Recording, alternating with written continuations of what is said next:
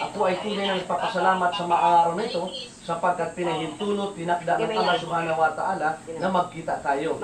Ang katotohanan, kapatid, mula nung tayo ay magkilala nung isang araw hanggang sa ngayon, ang Allah, ang tagapaglikha, ang nagpahintulot na maibahagi ko sa iyo ang kagandahan ng relihiyong Islam. Maraming mga tao na hindi na umabot sa mga araw ito. Sinabi ng Allah subhanahu wa ta'ala, kullu nafsin dha'iqatul maut. Lahat ng may buhay, makakatikim, makakaranas ng kamatayan. Hindi ba't sa mga araw na ito, mula nung nakaraan ay marami ng pumanaw? Mga mayayaman, iba't ibang klaseng katayuan sa buhay, artista, politiko, na hindi na umabot sa mga araw na ito. Bakit tayo ngayon nagkita? Pinahintulutan tayo ng Allah na magising mula sa pagtulog. Ibig sabihin, ang Allah ang nagpahintulot na tayo ay magkita upang ibahagi ko sa iyo ang kagandahan ng relihiyong Islam. Ano nga ba ang Islam? Ang Islam, ito po ay hinango sa salitang salam na ang ibig sabihin ay kapayapaan. Total submission and obedience to the will of God, Allah. Kung mapapansin mo, maraming mga iba't ibang sikta, relihiyon, denominasyon ang ating mga naririnig. Subalit, ang Islam ay sinabi ng Allah subhanahu wa ta'ala sa kanyang maluwalhating banal na Quran. Al-yawma akmaltu lakum dinakum wa atmamtu alaykum ni'mati wa raditu lakumul Islam madina.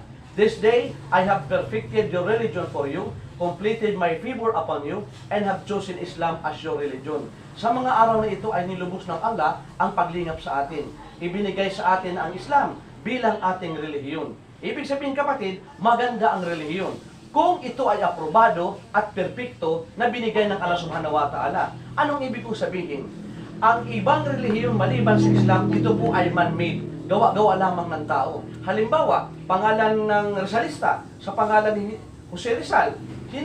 Rizalista, hinango sa pangalan ni Jose Rizal. Budismo, hinango sa pangalan ni Buddha. Kristyanismo, hinango sa pangalan ni Jesucristo. Pero sinong mga propeta, sahaba, o mga disipulo ang nagsabi na gumawa tayo ng relihiyon maliban sa Islam?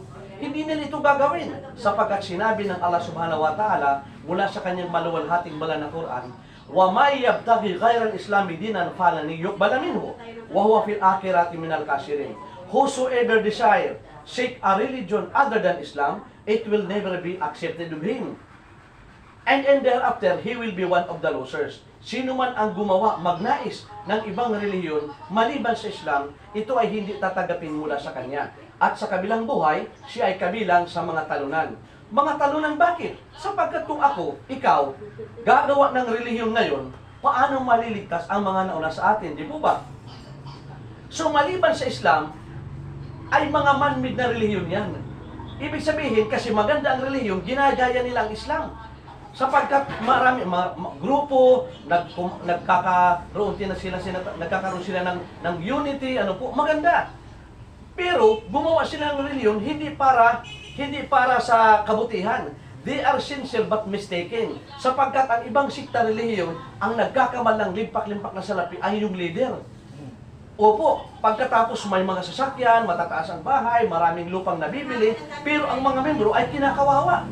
Ginagawa nilang palabigasan ang mga membro. Pero sa Islam, kapatid, ang sadaka charity kawang-gawa, hinahanap yung mga mahihirap. Yun ang dapat tutulungan. Hindi katulad sa ibang sikta, ginagawa nilang palabigasan ang mahihirap. Sa Islam, kapatid, kung sino ang may kakayanan, ang mayaman, hinahanap nila yung mahihirap. Bawal sa Islam na ikaw ay magbibigay sa mayaman.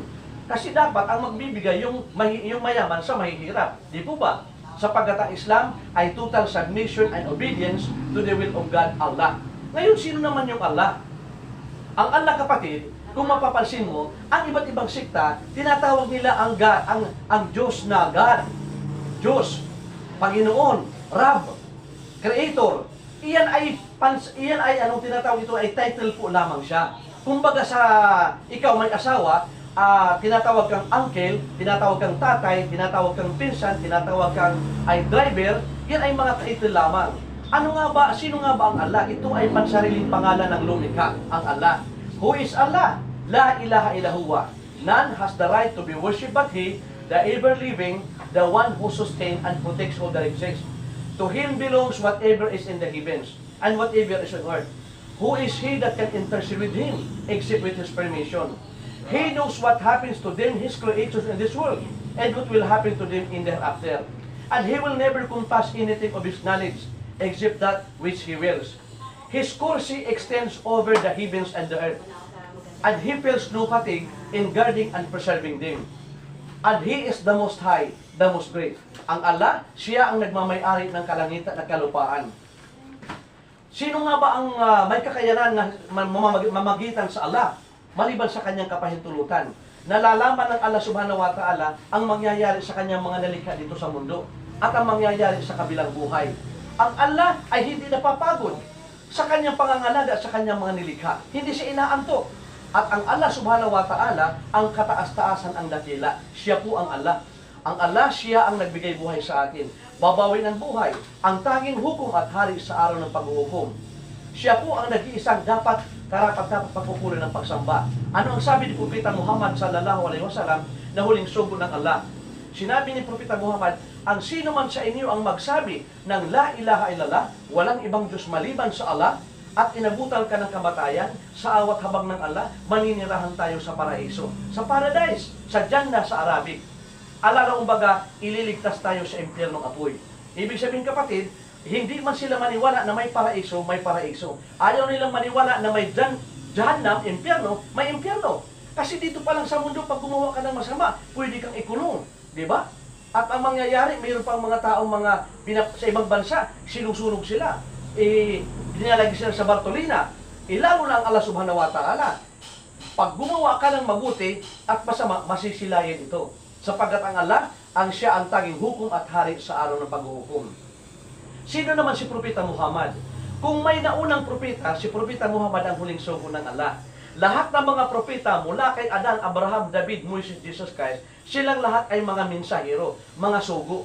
Ibig sabihin, ang sinasabi nilang lahat ay la ilaha illallah. Iisa lamang ang dapat pagkukulan ng pagpagsamba. La ilaha illallah, walang ibang Diyos maliban sa Allah.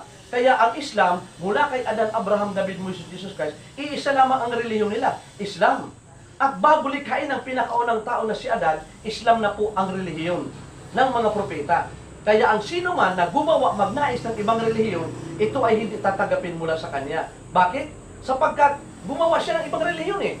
Paano maliligtas ang mga nauna sa kanya? Samantala sa Islam, bago likhain si propeta si Adan, ay Islam na po ang relihiyon ng buong sangkatauhan ng mga propeta. Kaya ako, ikaw, pag tinanong ka, sasabihin mo, anong relihiyon ka? Islam. Islam talagang relihiyon mo, kapatid.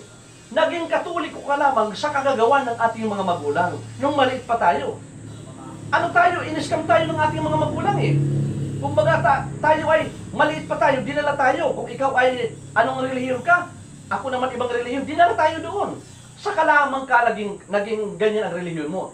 Pero bago tayo isilang, Islam na po ang relihiyon natin. Ibig sabihin kapatid, binigay na ng Diyos ng Allah subhanahu wa ta'ala ang relihiyon sa buong sangkatauhan.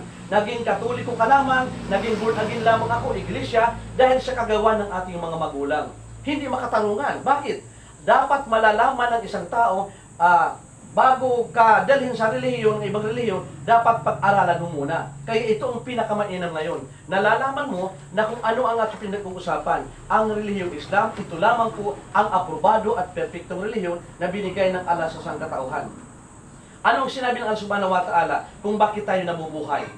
Wa ma khalaqtul jinna wal insa illa liya'budun. Nilikha lamang tayo upang sambahin ang Allah subhanahu wa ta'ala. Nilikha ang mga jin, ang hindi natin nakikita, at ang mga tao upang sambahin lamang ang nag-iisang tagapaglikha. Walladina amanu wa amilus salihat, ulaika ashabul jannati hum fiha khalidun. And those who believe in the oneness of Allah, Islamic monotheism, and do righteous good deeds, they are dwellers of paradise. They will dwell therein forever. Sino man ang maniniwala sa kaisa ng Allah, gumagawa ka ng kabutihan, katulad ng pagdeklara na there is no God except Allah, at tayo ay gumawa ng marami pang kabutihan, maninirahan tayo sa paraiso. Alalaong baga, ililigtas tayo sa impyernong apoy. Ngayon kapatid, kapag ikaw ay maniwala na walang ibang Diyos maliban sa Allah, magiging kapanalig mo ang mga propeta. Magiging panauhin tayo sa paraiso.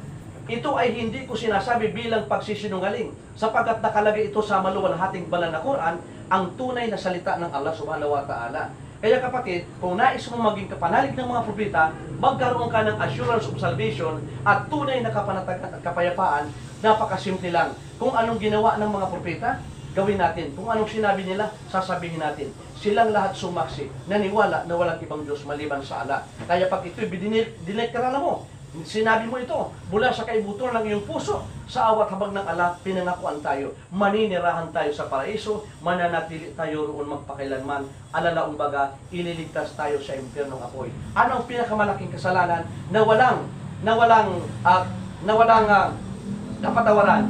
Yung sambahin natin ang mga nilikha ng Allah. Hayop, halaman, tao, mga larawan, mga rebulto. Pag yan ang sinamba natin, inabutan ng kamatayan, kasakit-sakit na kaparusahan ang kanilang mga kaptan. Kaya bago tayo maghiwalay, nais mong alalayan ka. Gawin natin ang ginawa ng mga propeta. Sabihin natin ang sinabi nila para nang sa ganun, maging kapanalig natin sila at magkaroon tayo ng tunay na kapanatagan at kapayapaan dito sa mundo hanggang sa kabilang buhay. Kaya aalalayan kita bago tayo maghiwalay. Napakasimple lamang. Susundan mo lamang ako.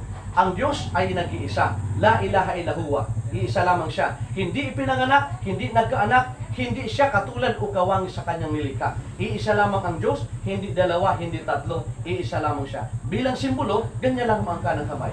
Itaas mo ang kanang kamay mo. Sabihin mo, Ashhadu Allah ilaha illa Allah wa ashhadu anna Muhammad Rasul Allah. Ako'y sumasaksi at naniniwala na walang ibang Diyos na dapat sambahin maliban sa Allah.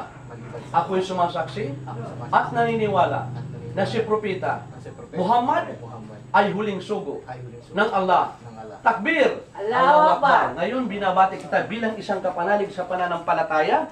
Kapatid, ang payo ko sa aking sarili at sa iyo, mula ngayon hanggang sa huling hibla ng ating buhay, sundin natin, gawin natin ang mga pamamaraan ng mga propeta, sundan natin ang Allah, nang sa ganun tayo magtagumpay dito sa mundo hanggang sa kabilang buhay. Assalamualaikum!